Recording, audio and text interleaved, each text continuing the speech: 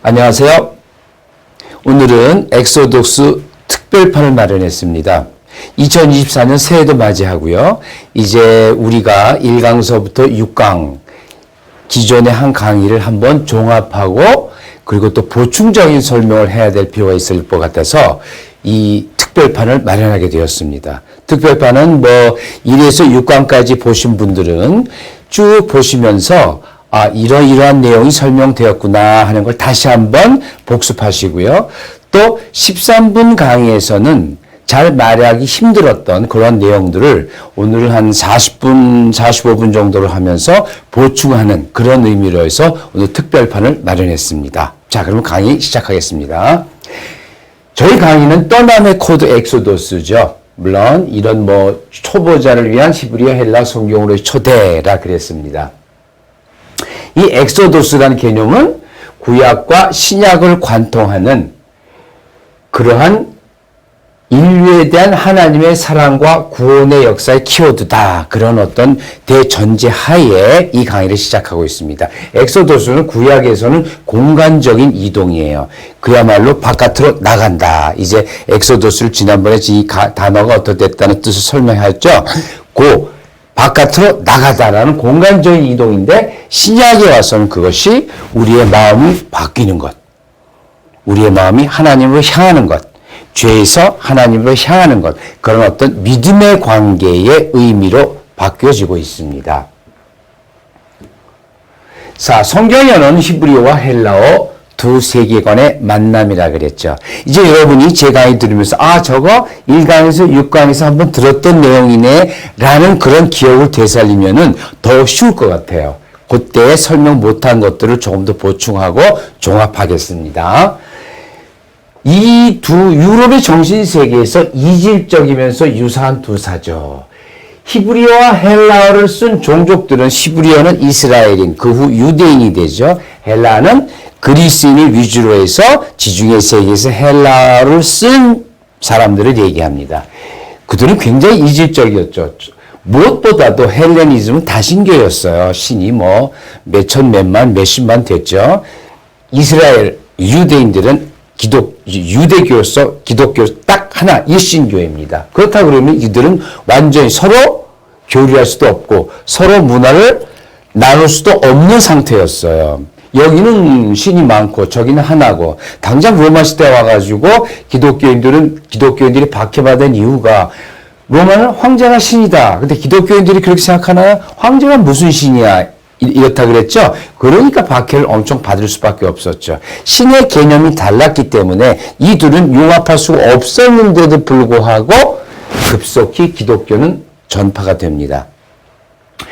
이 유대인들과 처음에 유대인들이라는 개념은 이제 바빌론 포로 이후에 나오는 개념인데 우리가 지금까지 2000년이 지금까지도 저 이스라엘들 전부 다 유대인 개념을 쓰기 때문에 편하게 그냥 모세 이후 전부 다 유대인이라는 말을 씁니다. 사실은 정확하게 말하면은 모세 이후 모세의 바빌론 포로까지는 그들은 이스라엘인들이었죠. 이런 확실한 점은 또 나중에 설명하기로 하고 어떻든 이스라엘인과 그리스인들, 헬레니즘을 신봉한 사람들과 기독교, 유대교를 신봉한 사람들은 굉장히 달랐어요. 다르면서도 같은 점이 있었어요. 그들은 세상 사람을 어떻게 나눈다고 그랬냐면은 자기 민족과 타민족. 그 기준은 굉장히 명확했어요. 유대인들은 율법을 가진 이스라엘족들이 율법을 받았죠. 율법을 받았을 때는 사실 유대인들이 아니죠. 이스라엘인들이었어요. 말이 편하게 그냥 유대인이라고 하지만은 이스라엘인족들은 율법이 있냐 없냐에 따라서 완전히 둘로 나눴어요. 우리는 성민, 하나님이 택한 백성, 그리고 그렇지 않은 종족들은 상종을 못할 종족들이다 라고 생각을 했는데 용어도 그런 게 나와요. 그러나 유대인 전 이스라엘인서부터 유대인까지 내려올 때까지 유대인들이 이방인을 그렇게 완전히 그냥 베드로나 바울에서 나타나듯이 베드로는 그랬죠. 베드로 때는 어떻게 됐나요? 식사도 같이 안 했어요. 말도 같이 안 했어요. 그런데 과연 언제부터 그랬냐는 문제죠. 요건 전에 설명을 못했어요. 시간상. 성경을 보게 되면은 신명기에 보게 되면 너희는 이스라엘인들이에요. 나그네를 사랑하라. 이 나그네가 사실 게르란 용어입니다. 게르 이렇게 쓰는데 게르 이게 소위 이제 게르 이게 나그네도 되고 이방인도 되고 다 이 용어를 씁니다. 그런데 그때 보면은 하나님 모세에게 말하고 모세가 또 이스라엘들에게 말하기를 신명기에서 너희는 나그네를 사랑하라. 이 나그네는 이방인이에요. 여기서 출애굽기에 또 출애굽기 12장 49절 보면 본토인에게나 너희 중에 거류하는 이방인. 즉 이 말은 무엇일까요? 이게 게르인데 유대 사이에도 이스라엘 사이에도 이방인들이 거기에 거류하고 있었어요. 완전히 분리된 게 아니었거든요. 그런데 그 나그네를 사랑하라 그랬어요. 왜? 가장 중요한 얘기가 나옵니다. 너희도 애굽 땅에서 나그네였다. 애굽이 주 민족이고 너희 거기 나그네였다. 너희 거기서 나와서 엑소더스 했죠. 이제 새로이 가나안 땅에 민족을 꾸리는데 같이 사는 나그네를 사랑하라. 이런 얘기가 나옵니다. 그리고 또 출애굽기에도 나오면은 모세가 그 아들 이름을 게르솜이라 그랬는데 나그네였어요. 모세도 타국에서 살았죠. 그의 아들 이름을 나그네란 이름을 지은 거예요. 그러니까 처음 이집트에서 나온 이스라엘인들이 나라를 꾸리면서 한참 동안 이 이방인들, 나그네라 하는 이방인들, 이렇게 여러 가지 성경 구조를 제가 써놓은 이유는 우리는 나그네 이방인이라고 번역을 했지만 사실은 전부 다 게르라는 이 히브리어 단어예요. 같은 단어예요. 나그네가 이방인이다. 그리고 너희들이 이집트에 있을 때 너희들도 나그네였다. 라고 해서 나그네에 대한 혐오라든가 이런 게 없었어요. 그러면 여기서 의문점이 들죠. 유대인들은 왜 예수 시절의 유대인들은, 그땐 유대인이죠. 왜 그토록 이방인들을 혐오했던가. 이방인들과 식사도 안 하고 이방인들하고 식사하면 막 바울이 베드로한테 야단을 쳐요. 그런 장면이 나와요. 절대 접촉할 수 없는 이런 식으로까지 나그네를 사랑하라고 그랬는데 여기에서 어떤 역사적인 변화를 겪었기에 유대인들은 이방인들을 그렇게 혐오하게 됐나. 사실 그게 정확하게 성경에서 이렇다 하는 얘기는 나오지 않습니다. 신구약 사이에는 400년의 빈 공간이 있죠. 그걸 한번 제가 생각해 보죠. 저도 생각해 봤는데 유대인들의 이방인 혐오가 도대체 언제 생겼을까. 그것은 아마도 신구약 중간 시기에 가장 정점을 이뤘다고 해요. 먼저 유대 역사를 보게 되면은 이스라엘 역사죠. 북이스라엘이 멸망하고 그게 한 기원전 708세기 정도 되고 남유다가 멸망하는 것이 기원전 한 6세기 정도 됩니다. 한 200년 관계 되는데요. 그 사이에 어떤 일이 벌어졌냐면 북이스라엘 멸망 이후 그게 사마리아 지역인데 이때에 아시리아에서 멸망을 당하는데 아시리아인들은 철저하게 이 지역에다 이방 민족을 전부 다 심어놨어요. 반란을 못하게 하기 위해서. 이방 민족을 심어놓으니까 이 지역 어떻게 되나요? 인종이 섞이게 되죠. 여기 이스라엘에 10개 지파 종족이 살고 있었는데 베냐민과 유다 빼놓고는 뭐 다 여기 있었으니까 물론 100% 다 올라간 건 아니에요. 이 밑에도 남아있고, 또 레위족은 또 다 있었어요. 레위족은 여기 위에도 있고, 아래도 있고. 왜냐하면 어디든 제사는 레위족이 지냈기 때문에. 이 사마리아 지역이 혼혈이 되어버리니까 이스라엘인들이 이 사마리아 사람을 굉장히 어떻게 할까요? 경멸하는 거죠. 신약시대의 예수님조차도 그래요. 예수님이 우물가에 사마리아 땅을 지나다 우물가에 만났더니 그 여인이 당신은 유대 남자가 왜 사마리아 여자인 저한테 말을 거나요? 이러죠. 얼마나 유대인들이 사마리아인들을 혐오하고 싫어하고 꺼려했는가를 보여주는 극적인 장면이에요. 그런데 그게 왜 그랬냐? 이 지역이 바로 혼혈 지역으로 아시리아가 만들어버렸기 때문에 거기에 대한 그 반감과 어떤 혐오감이 있었는데 그 정점은 뭐냐 그러면은 구약과 신약 사이에 셀류코스 왕조에 의해서 유대 땅이 점령당하는데 그 중에 셀류코스 4세가 있어요. 안티파네스라고 하는데 요 셀류코스 4세 때 어떤 일이 벌어졌냐면 이스라엘 예루살렘 성전에다가 제우스 신상을 모시고 뭐 돼지고기를 먹게 하고 그런 어떤 아주 역사적으로 엄청난 그 유대교를 경멸하는 그런 사건들이 벌어져요. 이때 이후로 유대인들은 정말 이방인에 대해서 혐오 정도가 아니라 아까 원한 같은 것이 있었을 거예요. 그때 이후로 반란이 일어나게 되고 유대 역사가 일어나게 되고 신약에서 나오는 모든 배경이 이루어집니다. 요거에 대해서는 나중에 한 달 뒤쯤에 또 자세히 나올 거예요. 그래서 유대인들이 이스라엘인서부터 애굽에서 나온 이스라엘인서부터 유대인이 되기까지 처음에는 이방인 나그네를 그렇게 혐오하고 그러지 않았다는 사실이죠. 당장 우리는 이 성경 자체에서 그거를 입증할 수가 있어요. 신명기 출애굽기 보게 되면 여기 벌써 나그네를 사랑하라.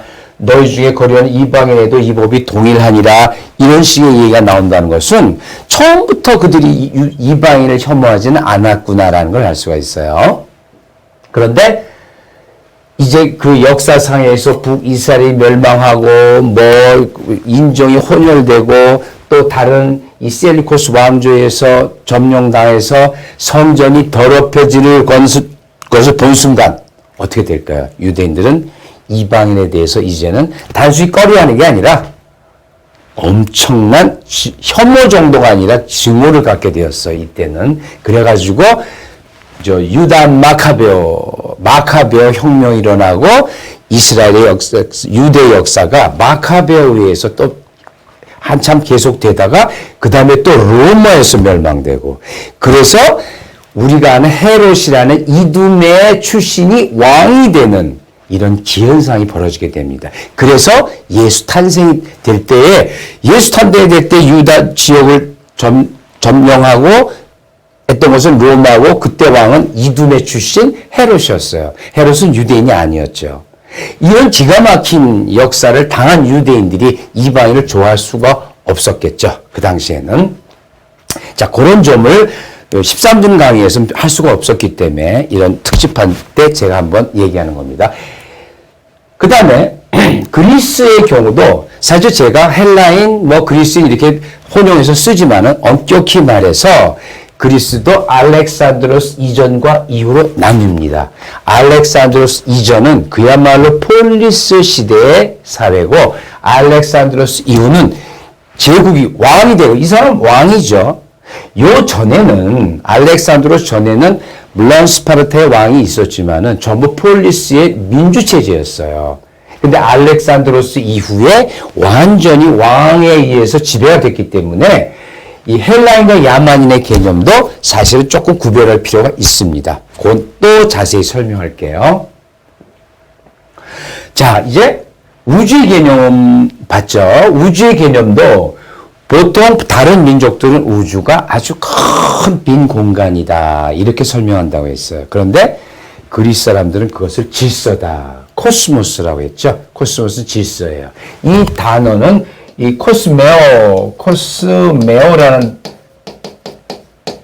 코스메오라는 단어에서 나오는데 이 코스메오는 정렬하다 그런 뜻이에요. 원래 히랍 사람들은 코스메오의 제1번 뜻이 정렬하다, 순서대로 놓다 이런 뜻이에요. 근데 성경에서는 장식하다 이런 뜻으로 써요.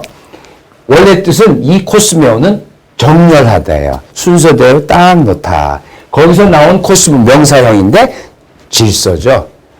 정렬된 질서 그런 뜻이에요.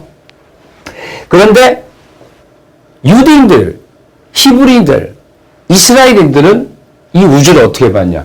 여기 지금 이스라엘인들 시편 147편에 아주 가장 전형적인 그런 문구가 나와요. 이건 예화죠. 그가 별들의 수요를 세시고 아예 별들 다 수요를 세셨대요. 그리고 그것들을 다 이름대로 부르시도다. 별들을 수를 세고 다 이름으로 부르셨대요. 이건 뭐냐? 모든 우주가 하나님의 질서 안에 있다는 가장 확실한 표현이죠. 그래서 이스라엘인들, 유대인들과 그리스 헬라인들은 전혀 다른 종족이었지만은 세계를 보는 관점이 유사한 점들이 있었다. 그렇게 설명했어요. 그런데 이 두 민족이 만나는 것이, 문화가 만나는 것이 어디냐? 성경이죠. 언어예요. 1강에서 6강까지 제가 설명한 것은 구약은 히브리어고 신약은 헬라어다. 이것이 언어만 갖다가 병렬시켜 놓은 것이 아니라 그랬죠. 그러면 절대 글이 쓰여질 수가 없다 그랬죠. 그 문화를 아주 잘 알지 않으면은 쓰여질 수가 없어요. 그런데 이 헬라 성경을, 사도들이 헬라 성경을 쓸 때는 그리스 제자도 있었고 본인들도 뭐 성령에서 많이 깨달음을 받았겠죠. 그리스 문화를 아는 정도가 아니라 거의 전곡을 찌르고 있어요. 전곡을 탁 찌르고 얘기해 있어요. 태초에 말씀이 계시니라. 그걸 갖다가 엔 아르케 엔 호 로고스 관사를 쓴다 그랬죠. 이거는 요한이 그리스 철학자들의 머리 꼭대기에서 전곡을 찌른 표현이라고 저는 생각해요. 그 로고스, 그 예수죠. 자, 그런데 유럽에는 히브리식 신의 명칭이 많이 들어와요. 존 앤 조나단 마이클. 제가 왜 네 개는 위르수가 아래는 가로쳤냐 그러면 존 앤 조나단 마이클은 전부 다 예호 엘 하나님 이름이 다 사실 들어갔던 거예요. 이게 변화돼서 이렇게 된 거고, 이거는 그냥 이제 피터, 폴, 메리, 데이빗은 그냥 다른 단어에서 온 이름이죠. 근데 보세요. 존, 앤, 피터, 폴, 메리, 조나단, 마이클, 데이빗. 지금 8개 써놨지만은 이 이름보다 유럽 사람들, 서양 사람이 사랑하는 이름이 있을까요? 아니에요. 없어요. 이 이름이 가장 2000년이나 지난 이름에도 가장 사랑하는 이름이에요. 2000년 전의 이름들인데 지금도 존, 피터, 폴, 메리, 조나단, 마이클 다 써요. 우리나라 2000년 전에 이름을 우리가 쓸까요? 안 쓰죠. 벌써 뭐 다른 이름을 쓰겠죠. 이들의 가슴 속에, 이들의 정신 속에 얼마나 이런 히브리식 신의 명칭, 그 기독교의 그 문화가, 그들이 실제적으로 기독교를 잘 믿고 안 믿고를 떠나서 기독교의 문화가 아주 뿌리 깊게 박혀 있다는 걸 알 수가 있죠. 그럼 기독교가 어떻게 로마의 신석이 접목되었나, 이것도 얘기를 했죠. 지중해 세계에서 그리스 로마의 그 보편주의 거대한 문명체계, 주로 도로망하고 항로예요. 로마는 페니키아 전쟁 때 이미 지중해 항로를 손에 잡았어요. 지중해 항로를 딱 잡고서 모든 무역과 이런 것을 로마 군인들이 다 지켜줬어요. 그전에는, 페니키아 전에는 어땠을까요? 함부로 가기가 굉장히 힘들었어요. 왜? 이 북아프리카 카르타고라든가 이 모든 데서 해적선들이 막 출몰을 해가지고 물건을 싣고 이스라엘에서 로마로 간다. 안전을 보장할 수가 없었어요. 페니키아 전쟁 이전에는. 언제 뭐 풍랑도 있지만 워낙 해적들이 많아가지고. 근데 그 해적들을 정리한 게 바로 로마 공화국이었어요. 포에니 전쟁은, 포에니 전쟁이라는 게 페니키아입니다. 페니키아 후손들이 북아프리카로 살아가지고 그들이 페니키아 후손이라서 포에니 전쟁이라 그러는데, 여러분이 포에니 전쟁을 찾아보시면 기원 3세기 정도로 나올 거예요. 하니발, 스키피오, 뭐 이런 이름이 나오죠. 근데 이게 전쟁으로서 끝낸 게 아니고, 기원 3세기에 로마가 카르타고를 이겼다라는 거. 그럼 로마 그때 공화국입니다. 공화국이 땅이 넓어졌구나 해서 끝나는 것이 아니라 지중해 세계의 무역 항로가 평화를 얻었다는 얘기예요. 이제 로마 군인의 보호 아래 얼마든지 물건을 싣고 갈 수가 있었다는 얘기죠.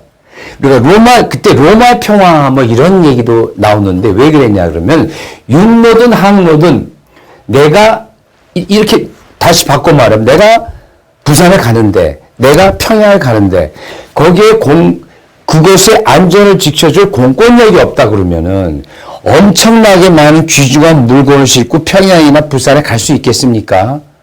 못 가죠. 가려고 그러면 나도 엄청난 많은 군대를 끌고 가야 돼요. 그리고 돈, 비용이 어마어마하죠.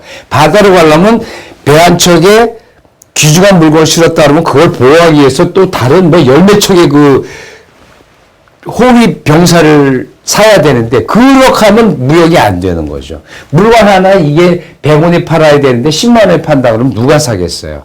그런데 포에니 전쟁 이후 스키피오가 한니발을 물리친 이후 로마가 카르타고를 점령한 이후 이제 항로가 안정화된 거죠. 굉장히 백길의 항로가 안전해졌다. 그 이후에 로마는 또 육지에서도 정복 전쟁을 벌여가지고 많은 지중해 이외의 땅들이 어떻게 됐냐 그러면 평화를 얻게 됐어요. 그 말은 물자가 자유롭게 어느 정도 안전하게 이동할 수 있게 됐다. 배에는 항로가 있고 육지에는 길이 있다 그랬죠. 길. 호도스라 그랬죠. 우리의 제목 엑소도스도 엑스호도스예요. 엑호도스. 길이라는 개념이죠. 이 길이라는 개념은 성경에서도 굉장히 중요하고 로마 공화국서부터 제국은 그냥 길 닦기로 유명해요. 왜? 전쟁을 벌리려고 그러면은 엄청난 군대, 레기오, 로마 군단이 이동해야 되는데, 여기 로마 군단이 한 6천 명 정도라 그러면 6천 명만 간 게 아니죠. 뒤에 보급부대가 있고, 거기 종들이 있고, 뭐, 물건 이런 거 다 싣고 가야 되기 때문에 엄청난 군인, 그 인원이 이동해야 돼요. 그럼 그 인원들이 신속하게 이동하기 위해서 아피아 가더니 이 길을 처음 닦아놔요. 이 길은 굉장히 안전하죠. 언제든지 로마 군인들이 지나가니까 여기서는 함부로 뭐 강도라든가 이게 물건을 빼앗거나 그럴 수가 없겠죠. 그래서 안전이 보장됐던 거예요. 우리가 국가라는 개념이 이제 근세에 나오지만 국가라는 개념은 뭘까요? 공권력이 국민들의 안전을 지켜준다는 거죠. 그게 아니라면은 국가가 이루어질 수가 없어요. 안전이 없다 그러면. 내가 지금 살고 있는데 언제 누가 나를 뭐 뺏고 죽인다 그러면 그 무서워서 어떻게 살겠어요. 그래서 사람들은 어떻게 될까요? 국가를 구성하게 돼요. 거기에 뭐 법이 있고 그 국가를 지배하는 통치자를 세워주는 거죠. 그게 무엇 때문에 그럴까? 안전 때문에 그러는 거예요. 이스라엘 백성도 하나님한테 하나님이 사실 왕인데 계속 왕을 달라 그랬어요. 왜? 하도 주변에서 이제 왕을 가진 사람들이 자기를 침범하니까 아예 이참에 우리도 왕을 주십시오 한 거죠. 그래서 맨 처음에 사울을 주고 두 번째 다윗을 준 거죠. 자, 그렇게 되는 겁니다. 자, 그래서 이 기독교가 지중해의 로마 공화국 제국 때 닦아놓은 길 통해서 전파된다 그랬어요. 자, 2500년 전에 그리스를 한번 가볼까요? 이거 왜 그러냐면 이제 폴리스 개념이 나오기 때문에 이걸 설명하려고 그러는데요. 2500년 전에 아테네를 탐구하면서 놀라는 게 있는데 왜? 2500년 전에 그들은 말할 수 있는 자유, 행동할 수 있는 자유, 표현의 자유 이런 걸 부르짖었어요. 있을 수 없는 얘기죠. 있을 수 없는. 2500년 전에 전 세계 역사 어디를 봐도 그때는 무조건 왕이 딱 있고 왕이든 황제든 있어가지고 모든 사람은 그 사람의 명령을 따라야 돼요. 명령을 따르는 대가로 목숨을 보존해주고 안전을 보존해주기 때문에 그랬는데 이 그리스 사람들은 특히 아테네는 왕이란 제도가 없어요. 있었지만 다 쫓아내버리고 민주체제를 유지하면서 그러면서 그들의 안전을 지켰다는 것이죠. 그게 바로 그 핵심이 폴리스 체제예요. 그리스에서는 예속되지 않은 시민의 자유, 이 예속되지 않은 시민의 자유라는 것은 왕도 없어요. 누가 함부로 누굴 죽일 수도 없어요. 그런데 왕 체제에서는 어떨까요? 왕의 기분을 거스리는 순간 군대까지 그랬죠. 그 사람 살아남을까요? 그대로 감옥에 가게 돼 있어요. 그리고 죽여버려요. 그런 근세까지도 그랬는데 2500년 전에 폴리스 체제에서는 절대 그럴 수가 없었어요. 반드시 법정 심사를 세우고 증인 세우고 그래서 심사를 하는 거예요. 소위 재판을 벌이는 거예요. 2500년 전에 전 세계 역사에서 없던 일입니다. 전 세계 역사에서 없던 일이에요. 그래서 이 폴리스 개념이 중요하다. 직접 민주체제. 이 폴리스라는 것은 성경에 굉장히 많이 나온다 그랬죠. 로고스, 자유평화, 폴리스, 신약 성경의 핵심어가 됩니다. 이 로고스는 뭐라고 그랬어요? 언어 이성이지만은, 언어 이성 철학적 다 되지만은, 이제 또 나오겠지만, 로고스는 인간만이 할 수 있는 말이에요. 말하다 보니까 이성이 생기죠. 그럼 누가 이 이성을 주었을까? 어떤 필연적인 존재가 주지 않았나? 그럼 우리가 그 필연적 존재를 찾아야 되지 않을까? 우리가 로고스를 가지고 필연적 존재, 로고스를 우리에게 준 필연적 존재를 찾아야 되지 않을까? 라는 생각을 하겠죠. 그러다가 나중에는 그 필연적 존재가 아예 로고스 그 자체가 아닐까? 이렇게 생각하는 거예요. 이게 그리스 로고스 철학입니다. 자, 유럽적 가치, 유럽적 동질성의 개념이 사실 근본이 로고스다라는 얘기예요. 히랍 철학에. 그런데 거기에 이제 지난번에 설명하다 말했지만 우리가 디모크라시, 리퍼블릭, 민주당, 공화당 그러죠? 민주당은 디모크라시예요. 민중의 힘이다. 요거 데모스는 민주이고 크라스는 힘이에요. 그러니까 민주는 힘인데 리퍼블릭은 뭐냐? 페르시아 전쟁, 이 페르시아 전쟁이 굉장히 중요한 전쟁이에요. 그리스 역사뿐 아니라 로마사뿐 아니라 유럽 전체 역사를 통해서 페르시아 전쟁이 굉장히 중요해요. 이 페르시아 전쟁을 처음으로 서술한 사람 헤로도토스죠. 그래서 헤로도토스가 유럽에서는 역사의 아버지다라고 일컬어져요. 키케로가 그랬지만은 역사의 아버지래요. 다만 역사의 아버지지만 유럽 역사의 아버지죠. 동양 사회하고는 관계가 없으니까.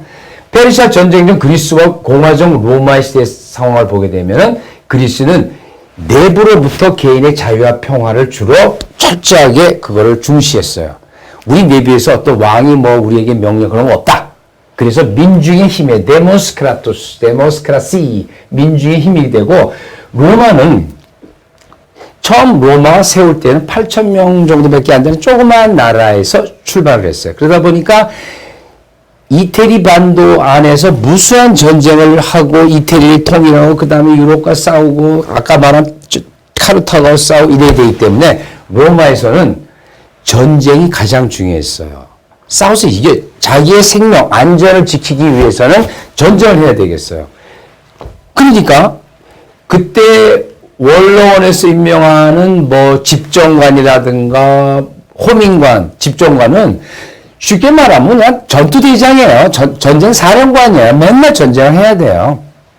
그래서 레스푸블리카, 이 레스푸블리카의 레스는 thing이야, thing. 레스는 thing이다. 어떤 thing. 푸블리카는 알겠죠. public. 그래서 이것은 public thing이에요. 이게 무슨 소리일까요? 공공의 일이다. 공공의 일.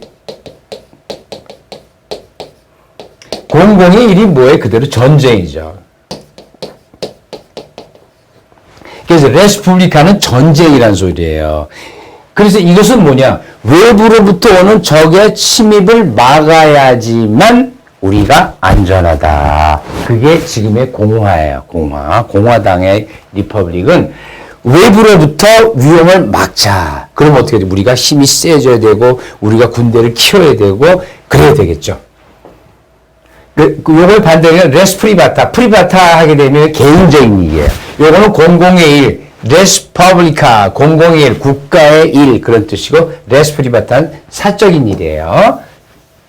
자, 그래서 또 갈까요? 헬라어 두 세계관의 결합이 됐는데 드디어 이제 알렉산드로스가 그리스에서는 알렉산드로스가 굉장히 중요할 수밖에 없죠. 지금도 물론 제일 중요하죠. 헬레니즘, 헬라 그 세계를 만든 게 알렉산드로스니까 그 전까지는 왕이란 존재를 인정 안 했어요. 아테네에도 물론 왕이 있었어요. 그래서 다 쫓아내버리고 참주 쫓아내버리고 민중을 만들었던 거죠. 그런데 그렇게 해오던 아테네 폴리스는 뭐라 그랬죠?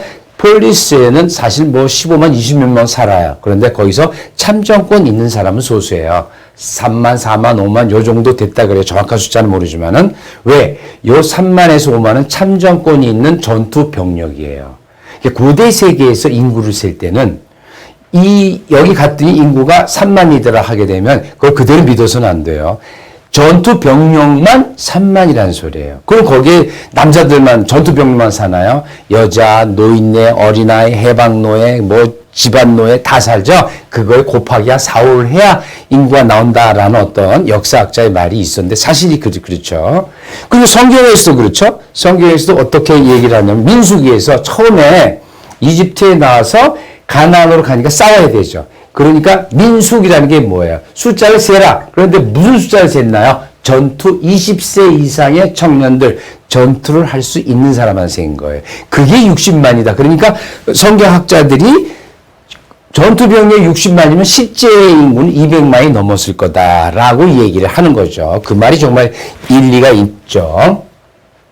알렉산드로스와 예수라는 사람이 나와요. 헬레니즘을 대표하는 건 알렉산드로스고 기독교를 대표하는 건 예수죠. 여기 썼어요. 알렉산드로스, 예수.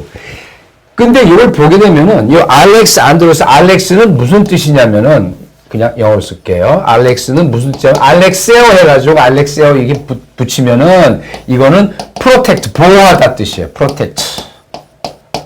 프로텍트, 보호하다. 안드로스는 아넬에서 나는데 앙드레 이거예요. 앙드레. 우리나라에도 예전에 패션한 앙드레 김 씨가 있었죠. 이 앙드레는 사람이라는 뜻인데 사실 여기서 귀족들을 얘기해요. 귀족들. 그래서 알렉스 안드로스는 사람을 보호하는 자. 그러니까 어떻게 되죠? 이건 왕족들의 이름이에요. 기원전 지금부터 한 2300년 전에는 알렉산드로스는 왕족의 이름이에요. 그 다음에 또 유럽 사람들이 이 히브리 계통은 아니지만 필립 좋아하죠. 필립은 뭐냐? 필레오에서 났어요. 필레오. 저희가 한번 테오필로 일단 필립 나왔죠? 이 필은 좋아하다예요. 좋아하다. 히포스는 말이에요. 그러니까 필립은 말을 좋아하다. 기사 계급을 얘기하는 거죠. 기사 계급, 귀족 계급이에요. 예전에 말 한마디가 몇 억씩 됐으니까 일반 사람은 어림도 없죠. 그러니까 필립은 귀족 계급이고, 그 다음에 일반 사람들의 경우는 뭐 거의 이름도 없었겠지만은 에르건. 이 게가 땅이에요. 이게 제오라고 쓰죠. 지금 우리가 지오메트리, 뭐 하는 게 제오가 땅이에요. 그 다음에 에르곤, 오르게스, 오르게스 이런 것들은 전부 다 일하다예요. 그러니까 조르주, 게오르규 이건 뭐 땅에서 일하는 사람들이에요. 일반 백성들 이름이죠. 땅에서 일. 그러니까 알렉산드로스, 필립, 조르주 하게 되면 어떻게 될까요? 알렉산드로스는 왕의 이름이고 필립은 귀족의 이름이고 조르주는 일반 백성들의 이름이에요. 농사 짓는 사람들. 그렇게 구분을 졌지만 지금은 물론 그런 게 다 없어졌지만은 그게 출발 때는 그게 그런 식으로 이름이 규정됐던 것이죠. 예수는 물론 예호슈아인데 여호와의 구원이에요. 예수는 이게 여호와의 구원이다. 이걸 얘기를 해요. 여호와의 구원. 이 얘기는 앞으로도 계속 나올 겁니다. 그런데 헬레니즘, 여기 한 가지 더 얘기할 건 헬레니즘이란 말 자체, 그리스에서 나온 그 현상을 누가 얘기를 하냐? 19세기 귀스타프 드로이젠이 얘기를 하는 거예요. 19세기, 1833년 정도 되는데, 이때 귀스타프 드로이젠이 헬레니즘의 역사라는 책을 내요. 그래서 이 시절의 현상은 헬레니즘이라 그런 거예요. 헬레니즘이라는 게 예전 그리스에 있었던 게 아니에요. 헬레니즘이라는 거는 이제 한참 뒤에 귀스타프 드로이젠이 19세기에 그렇게 명명하는 순간 어떻게 되죠? 헬레니즘이 되는 거죠. 모든 게 그래요. 어떤 현상이 있었다고 해서 그때 이름이 나오는 게 아니에요. 그 뒤에 역사학자들이라든가 문화학자든 간에 거기서 명명할 수가 그때 그 이름을 갖게 되는 거예요.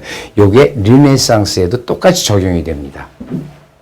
자, 그래서 헬라 성경 기자들과 사도들의 성결성은 전에 한번 다 설명을 했죠. 아까도 설명했지만은 로고스가 굉장히 유사하다. 로고스, 행복, 진리, 길, 굉장히 유사한 개념들을 갖고 있다. 그런데 이 사도들은 헬라 문화를 아는 정도가 아니라 거의 전곡을 찌르고 있어요. 자, 언제부터 유럽인가? 이것도 한번 설명 다 했죠? 언제부터 유럽인가? 유럽 사람들이 유럽이냐고 안 했어요. 그런데 언제부터냐 그러면은 동로마 제국이 이슬람에서 멸망될 때부터 우리가 유럽이다라고 자각을 하게 돼요. 그러니까 어떻게 될까요? 유럽을 정의하는 가장 중요한 요인은 기독교라 그랬어요.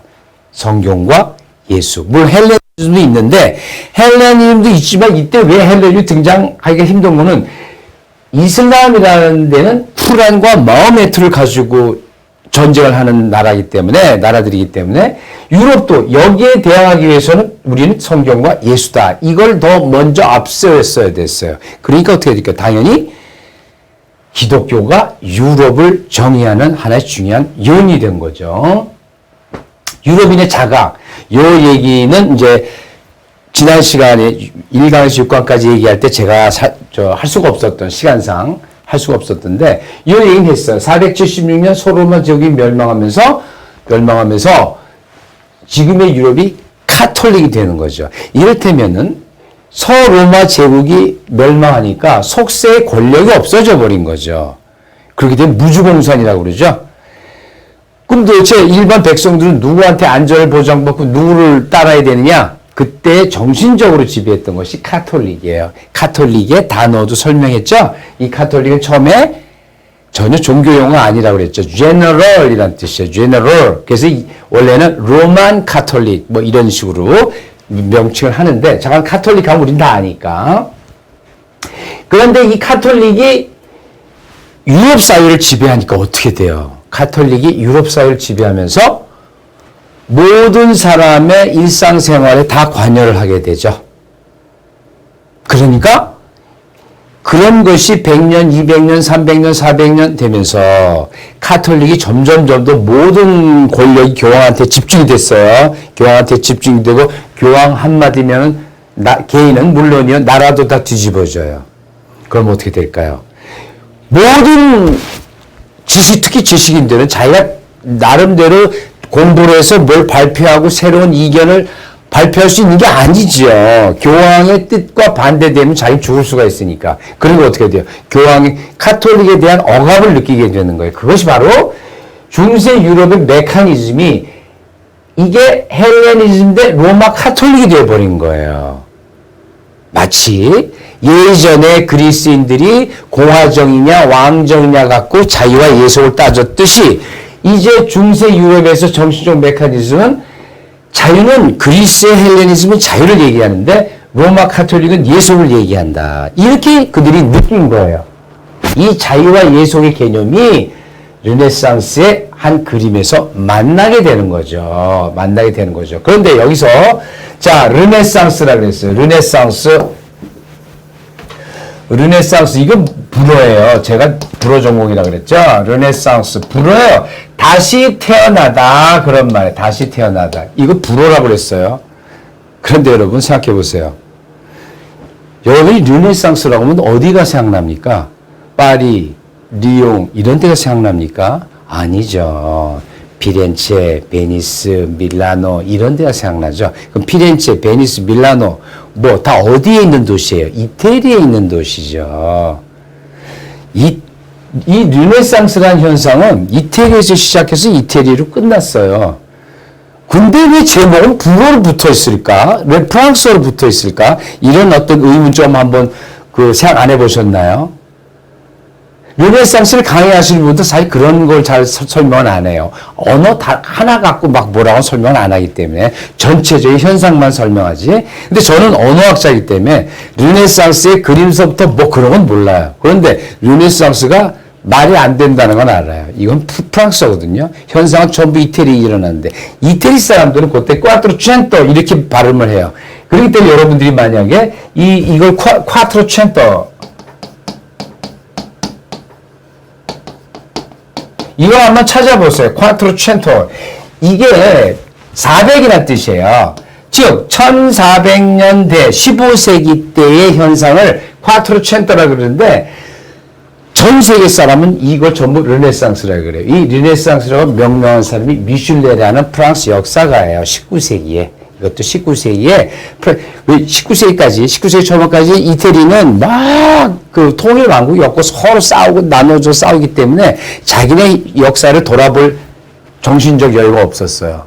근데 프랑스는 딱 가가지고 루시아 딱 보니까, 이거 대단하네, 이태리. 뭐, 피렌체 대단하고, 로마, 밀라노 다 대단하네. 그래가지고 그 현상을 르네상스. 이건 히랍의 문명이, 그리스 문명이 다시 부활한 거다. 그래가지고 지가 떡 르네상스가 붙였어요. 그 순간, 오늘날 모든 전 세계 교과서에는 이 그리스의 현상들을 르네상스라고 불러요. 쿠아트로첸토, 여러분 아마 미술사가들이 하는 거예요. 미술을 공부하는 사람 빼놓고는 이 쿠아트로첸토 잘 몰랐을 거예요. 한번 찾아보세요. 이게 바로 르네상스를 지칭하는 이태리 사람들의 명칭인데 이건 거의 몰라요. 미술사가들만 아는 거예요. 미술 전문하는 사람들. 나머지 전부 르네상스라 그래요. 교과서에도 르네상스로 나와요. 뭐 할 수 없는 거죠. 그래서 이 자유와 예속을 헬레니즘, 로마 카톨릭 이렇게 나눴어요. 이 자유와 예속의 개념이 르네상스의 어느 한 그림에서 만나요. 자, 요거 잘 보세요. 헬레니즘은 자유, 로마 카톨릭은 예속. 요게 그대로 제가 설명했던 바로 이 그림입니다. 스콜라 디 아테네. 이 그림이기 때문에 제가 이 그림을 설명하면서 요 네 명을 주시하라 그랬죠. 특히 이 사람, 교황의 자리에서 얼굴 돌리면 이 사람이 제일 먼저 보인다 그랬죠. 그런데 이제 이렇게 제가 다시 또 부연 설명을 하다 보니까 어떻게 돼? 헬레니즘, 로마 카톨릭, 자유, 예속. 이 자유와 예속이 르네상스 그림에서 만난다. 그러고 보니까 지금 만난 사람 교황과 이 디오게네스예요. 여기는 당연히 안 나오지만 교황님은 옷을 철저히 깨끗하게 머리속 쫙 입죠. 이 사람 보세요. 교황님 바로 눈 옆에 눈 좀 위인데 다 벗겨놨어요. 이게 바로 뭐냐. 산초 라파엘은 자기 나름대로 르네상스 자유를 외친 거예요. 그리고 이 사람 누구예요? 전부 다 로고스 주장한 사람들이에요. 로고스, 뭐, 현상계와 저기 이데아 세계, 그걸 주장한 사람들이에요. 그리고 또, 여기 보면 요거는 자기 자신의 얼굴 그려놓고, 자기 자신의 얼굴도 그려놨어요. 여기는 뭐 일설에 의하면 요것은 자기 애인이었대요. 히피아스라는 수학자인데, 실제적으로 자기 애인이 그 얼굴을 그려놨다는 뭐 설화도 있어요. 자, 그렇게 해서 갑시다. 로고의 유사성이 있는데, 이 티마이오스라든가 이 네미우르고스라든가 이런 것들이 히랍 철학에서도 나오고 히랍 그 사상에서 아주 중요한 개념들인데 이것들이 다 성경에서 등장한다 그랬죠. 특히 이 티마이오스에서는 이데아 세계를 원형으로 한다. 이 원형이 아르케. 제가 왜 아르케를 계속 얘기하냐면 바로 이 아르케가 뭘까? 예수 그리스도가 자기 자신을 아르케라 그랬어요. 나는 시작과 끝이다. 8강 정도에서 시작과 끝이 나올 텐데요. 시작과 끝이다 할 때, 그때가 아르케를 써요. 이 아르케가 그래서 이 여기 나오는 단어들이 전부 이 카오스만 빼놓고는 성경에서 그대로 나오는 단어들이죠. 사도들이 그걸 전곡을 다 찌른 거예요. 너희들이 말한 아르케, 너희들이 말한 로고스, 알려주마. 그게 성경이 되는 거죠. 그래서 로고스가 유사되는데 아리스토텔레스, 플라톤은 티마이오스라는 책을 가지고 있었고 아리스토텔레스는 에티카라는 가지고 있죠. 이거 니코마코스예요. 니코마코스. 그러니까 아리스토텔레스의 그 형이상학, 메타피시카, 신에게 이르는 길이라고 그랬죠. 호도스. 요거는 지난번 때 제가 자세히 설명해서 넘어가려고 합니다. 근데 니코마코스에서 니코라는 것은 니카오, 승리하다라는 뜻이에요. 이 니카오라는 단어를 그대로 쓴 도시가 니스예요. 니스의 원형은 니카오에 시작된 거예요. 니카오, 니스가 되는데 이 니스가 되는 거예요. 니카오가 니스가 된다. 그런데 여기서 이 니카오가 요한복음 보면 니고데모라는 사람이 나와요. 니고데모는 니코데모스. 자, 데모스 뭐라 그랬죠? 민중. 아까 데모스 크라토스, 민중의 힘, 민중이죠. 니코는 승리예요. 그럼 니고데모는 무슨 뜻일까요? 민중의 승리를 얘기하는 거예요. 니고데모 자체가 민중의 승리를 얘기하는 이름이죠. 정말 희랍적인 이름이죠. 희랍적인 이름이지만 이 사람 누구예요? 유대인이죠. 굉장히 이 시절에 예수님 당선에도 이 지식인들은 희랍적인 어떤 그런 거에 굉장히 많이 사실 접하고 있고 물들어 있다고 봐도 되죠. 내가 세상을 이겼노라. 요한복음에도 나와요. 그때도 니카오가 들어가요. 이거 좀 어려우니까 에고, 네니케까, 돈, 코스모. 코스모 나오죠? 이때는 세상이에요. 이때는 세상에 코스모스는 뭐 우주도 세상도 질서도 되고 코스모, 네니케까, 니카오. 그래서 니카오는 승리하다. 그런 뜻이고 이게 요한복음의 니고데모의 이름 속에 들어가 있다는 거죠. 자, 폴리스 마지막으로 이제 폴리스가 나오는데요. 폴리스는 그리스만의 공동체다. 그리스만의 공동체다. 그러면은 그리스 철학을 보게 되면 폴리스 철학이냐 폴리스를 넘어선 철학이냐 두 개예요. 플라톤, 아리스토텔레스 뭐 국가 정의했지만은 그 정의는 전부 다 폴리스 안에서의 정의요, 윤리요, 행복이에요. 헤로도토스의 글을 보게 되면은 아주 정말로 철저하게 폴리스 사람들, 그리스 사람들은 폴리스 안에서 폴리스를 위해서 죽는 것이 행복이다 그래요. 살아있는 왕이 내가 제일 행복하지 않나 뭐 이럴 식으로 물어봤더니 솔론이 대답하기를 아직 당신 안 죽어봐서 모른다. 어떻게 죽을 줄 모르니까 난 당신이 행복하다고 안 할 수가 없다. 이런 정도예요. 자, 그래서 이 폴리스 체제를 철저하게 아테네 사람들은 신봉했고 또 철학자들도 폴리스 안에서 철학을 주장했는데 그 다음에 어떤 소피스트라고 말하는 사람들도 다 지방에서 온 사람들이에요. 시골에서. 근데 이 사람들이 와보니까 천대를 받으니까 이 폴리스를 넘자. 이 폴리스가 하면 안 된다. 폴리스를 넘는 코스모폴리탄 그런 어떤 철학을 하자. 그런 거죠. 근데 이 폴리스 체제는 뭐라 그랬죠? 4만에서 5만 정도밖에 안 되는 4만 5만 정도밖에 안 되는 그 참정권이 있는 사람들의 민주정이다 그랬죠. 그런데 이들은 커다란 시련을 겪게 됩니다. 4만 5만 정도의 병력이 싸우는데 여기에 30만, 40만, 50만 어마어마한 병력을 갖고 쳐들어온 나라가 있었어요. 기원전 5세기죠. 그게 바로 페르시아 전쟁이에요. 헤로도토스가 역사에서 말한 것은 바로 이 전쟁이었어요. 헤로도토스는 역사에서 여러 가지 무수한 정말 잡다한 얘기를 하죠. 그러나 그 책의 주 목적은 페르시아 전쟁에 있었어요. 그것을 서술하려고 했던 거예요. 왜 페르시아 전쟁이 중요하냐? 폴리스 체제를 위협했던 가장 강력한 민족들이 페르시아였고 그 전쟁이 자기네들을 위태롭게 했기 때문에 그래요. 이 고대 고유에서의 폴리스라는 것은 요거를 이제 신약성에서 160번 나온다 그랬죠. 이 160번 나오지만은 사실은 유대 지방에는 폴리스 개념이 있을 수가 없죠. 전부 뭐 왕이고 로마 뭐 총독이 다 다스렸기 때문에 폴리스 개념이 없었는데도 불구하고 사도들은 폴리스를 썼어요. 왜 그러냐? 사도들이 모든 의미로 여러 가지 마을, 고을 뭐 다 했는데 하나님의 도성, 하나님의 영원한 도성으로 폴리스를 썼는데 폴리스는 그리스도인들에게 자유, 진리, 행복을 나타내는 거였어요. 사도들은 그걸 그대로 받고 영원한 자유, 진리, 행복은 하나님의 도성에서만 가능하다라는 거죠.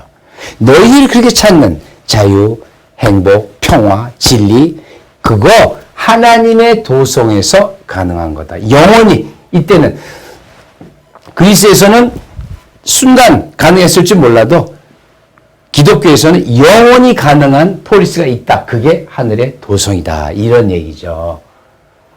사실 그래서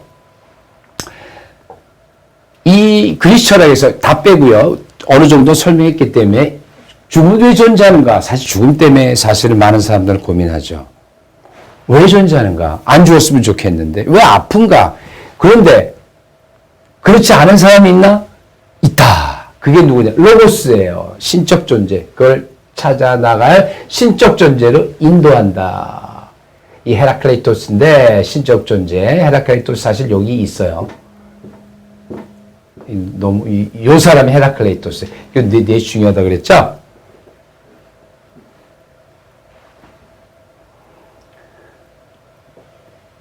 이 신적 로고스를 인도하는 이 로고스 그것이 바로 인간 이성 로고스의 원형이 아르케티포스 원형이라 그런다. 이 신적 로고스는 그래서 그리스 신적 로고스는 뭐 플라톤도 있고 플라톤 이원론이에요. 저기 현상이 또 있고 저기 이데아 세계다. 아리스토텔레스는 그렇게 나눠져가지고 무슨 행복이 있고 뭘 어떻게 만나냐 아니다. 이 땅에 다 있다라고 얘기하는데 이거 굉장히 어려워요. 자, 이데아 세계만 해도 굉장히 어려워요. 그런데 너희들은 뭐 이렇게 나눴다고 그러냐? 이 신적 로고스와 인간적 로고스를 함께 갖춘 분이 이 땅에 내려오셨다. 그분이 이 땅에 오셨다. 인카네이션, 육화하셨다. 그렇게 어렵게 생각할 거 없어. 하늘에 있고 땅에 있다고 그것을 다 갖춘 분이 이 땅에 오셨어. 그분이 바로 예수다. 그런 말이죠. 자, 오늘은 이 특별판은 이것으로서 마치겠습니다. 그리고 이 다음 강의서부터는 또 들으시면은 이제 성경에 대해서, 성경의 언어에 대해서 계속 아마 진도가 나갈 겁니다. 감사합니다.